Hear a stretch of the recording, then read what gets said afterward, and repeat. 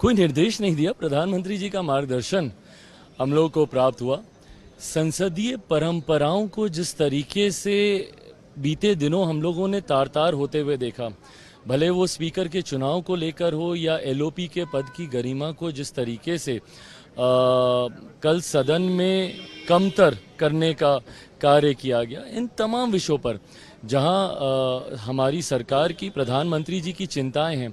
वहीं कम से कम एनडीए का हर एक घटक दल और एनडीए का हर एक सांसद अपने उच्चारण से, अपने आचरण से एक नई मिसाल रखने का कार्य करे। ऐसे में प्रधानमंत्री जी के अनुभव का लाभ हर एक सांसद को मिले, इस सोच के साथ आज एनडीए के संसदीय दल की बैठक रखी गई थी, जिसमें तमाम एनडीए के सांसद मौजूद थे और उसमें से कई जो नए सांसद हैं, जो पहली बार चुनकर आए हैं, उनके लिए प्रधानमंत्री जी का मार्गदर्शन ज़रूर बहुत ज़्यादा मायने रखता है, उनके अनुभव से सीखना, और आज वही मार्गदर्शन हम लोग को मिला। किस तरह का मार्गदर्शन था? स्पेशली कुछ निर्देश कि आप लोग ऐसे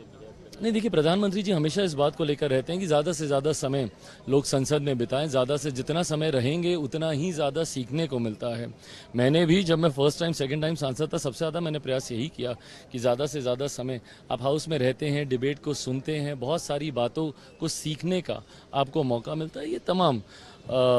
बातें प्रधानमंत्री जी के भी द्वारा कही गई। जिस तरह से कम्युनल वायलेंस के ऊपर कल उन्होंने कटाक्ष किया बीजेपी के ऊपर, बीजेपी डिवाइड करी लोगों को कम्युनल वायलेंस की लाइन पे, और उसको एक्सपंज कर दिया गया बाद में। देखिए, एक्सपेंज करने वाली बातें बहुत सारी थी। एलओपी ने कल जिन बातों को सदन के पटल पर रखने का काम किया,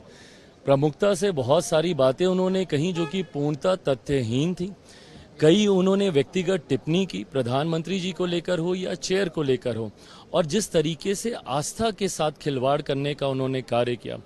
महादेव की तस्वीर को जिस तरीके से लहराने का काम किया, ये कतई इन सब चीज़ों को बर्दाश्त नहीं किया जा सकता। अलग अलग धर्म की आस्था का आपने तमाम धर्म गुरुओं का कल से लेकर आज तक बयान भी सुना, जिनके प्रति अपनी आस्था दिखा रहे थे, उन्हीं लोगों ने ही नकार दिया कि भैया ये मुद्रा इस धर्म से जुड़ी हुई नहीं होती है। कई धर्म गुरुओं ने उसका खंडन किया। बहरहाल, मैं भी हिंदू धर्म में आस्था रखता हूं, महादेव का मैं भक्त हूं। ऐसे में जिस तरीके से कल उनका आचरण था, तस्वीर को लहराना, टेबल के ऊपर रख देना, उसके ऊपर कागज पत्री रख देना, कतई इस बात को कोई बर्दाश्त नहीं कर सकता। और जिस तरीके से हिंदू भावनाओं को ठेस पहुंचाने का काम किया गया, जिस तरीके से ब्लैक एंड व्हाइट शब्दों में कहा